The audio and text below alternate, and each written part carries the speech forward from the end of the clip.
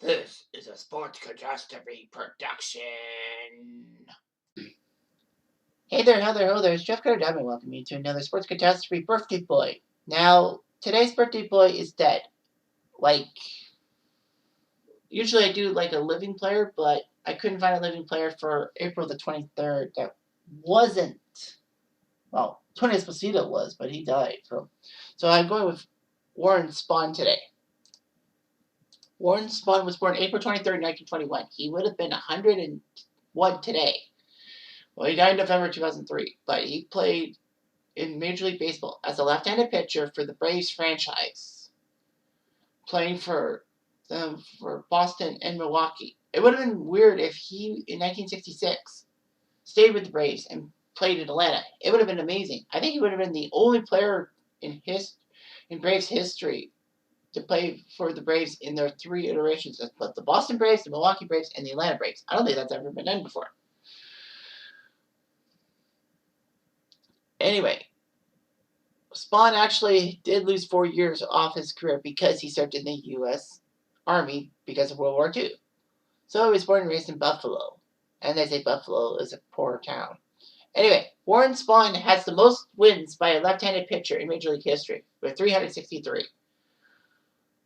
And in fact, he has the most by a pitcher who played his entire career post-1920, when the light ball era came into existence. It's hard to get to 300 wins nowadays. You have to basically average 20 wins a year for 15 years. So anyway, Spahn was a 17-time All-Star who won 20-plus games 13 times in his career. He got 23 wins when he was 42 in 1963, which is amazing. 42 years old, and he wins 23 games. Spahn was the Cy Young winner in 1957 and a 3-time runner-up. Of course, there is a caveat, because at the time, between 1956, was it 1956 or 1955? Well, anyway, from 56 to 66, the Cy Young Award was given to one pitcher from the major leagues, not one American League, one National League guy like we do now. It's one through the whole major leagues. He would have had more Cy Youngs, I think. He would have had maybe 2 or 3 more. Anyway, Spahn was the left-handed pitcher who had the most career strikeouts before Steve Carlton broke it. And he was named to the Baseball Hall of Fame in his first year of eligibility. So anyway, Spahn in 1942 started off live with the Boston Braves. And let's face it, Boston didn't deserve the Braves. They had a decent stadium, but the team just struggled. There was one good season for the Boston Braves, and that was 1948 when they got to the final.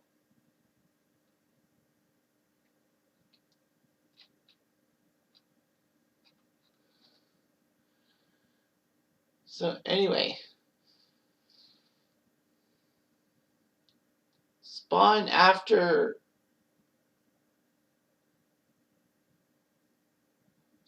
a terrible first year in 1942, having 4 games, pitched in 4 games, allowing 15 runs in 15 innings. Anyway,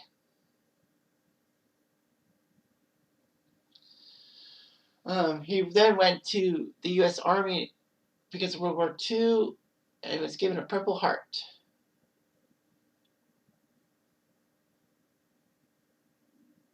Anyway, Spahn returned to the major leagues in 1946 at the age of 25, missing 3 full seasons. Spahn would have had greatness. 20 wins. He probably would have had almost 400 wins. Anyway, Spahn, when he came back, in his second year coming back from the war, he led the National League in ERA 2.33, shutouts 7, and innings pitched, over 289 of them, while being 21 and 10. That was the first time he had a 21 season. So anyway, Warren Spahn is also famous for, while playing for the Boston Braves, being the guy who gave up the first career hit to Willie Mays, which was a home run, too. Mays was 0 for 12. Mays thought he would go down to the minors, but the Giants said, "No, you're good." It's amazing. All that.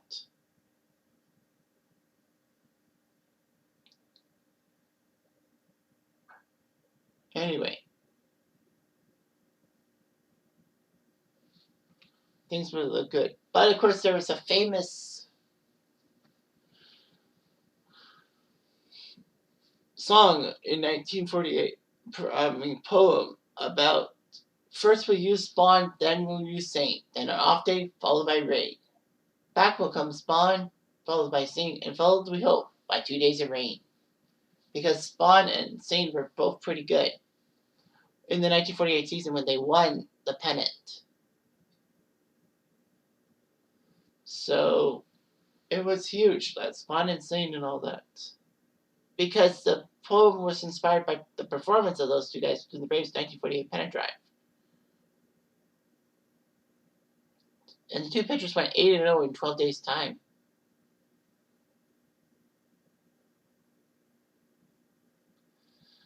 Well, the Boston Braves, as I said, won the pennant in 1948, but they lost the championship to Cleveland the last time the Indians won the title. Anyway, Boston then moved the team to Milwaukee. Milwaukee opened them open arms, and famously in 1953, the Braves' first, 13 games? They had home games. They actually had as many people, if not more, than Boston's attendance in 1952, home attendance. Spahn would become the ace of the Braves by 1957. And in 1957, in the season, he was helping the Braves get into the finals against the powerful New York Yankees, who just came off the 1956 title. And all that.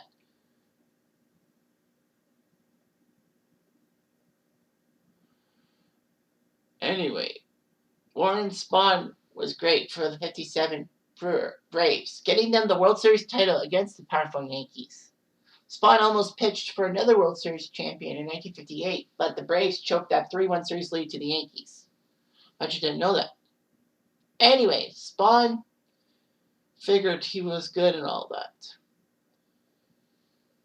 In July 1963, in his 19th season, he would face a youngster in San Francisco by the name of Juan Marichal. The game was actually 0-0 after 4 innings, after more than 4 hours. But in the 16th inning, Willie Mays, there's our name again, hit a game-winning home run off Spahn, make it 1-0 in 16 innings.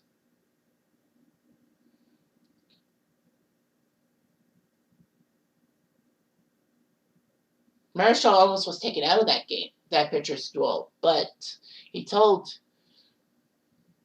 his manager, "Do you see that man pitching? He's 42 years old.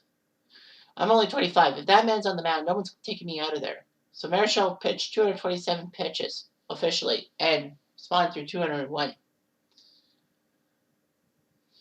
Spahn actually pitched a no-hitter against the Phillies in 1960 when he was 39, which is amazing. That's 2 years older than I am now. And his second no-hitter was the next year against the Giants.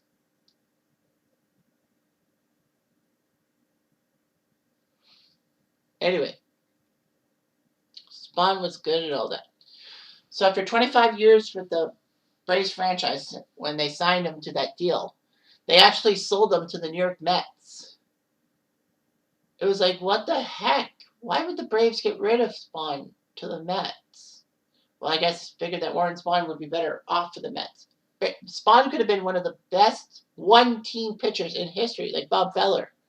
But no, Spahn would become pitcher/pitching coach. Unfortunately, he was 4-12, and the Mets put him on waivers, which is shocking because, I mean, how bad the Mets were in the early 60s. They put him on waivers? However, the San Francisco Giants said, you know what, screw it. Let's sign him for the 1965 pennant drive when they were trying to catch the LA Dodgers for the National League title. Unfortunately, though, Los Angeles would still win the NL. The Braves would retire his number 21 during that 1965 season, when he was still with the Giants. So in his career, he won 363 games, 2,583 strikeouts, and a 309 ERA. 63 shutouts and all that. So his win total of 363 is the 6th most in Major League history. And the most, as I said, by a pitcher who pitched after the live ball era started in 1920. Spahn's still the left-handed pitcher's career wins total, not strikeouts. That's Steve Carlton. Well, Randy Johnson. His 63 shutouts are 6th overall. All that.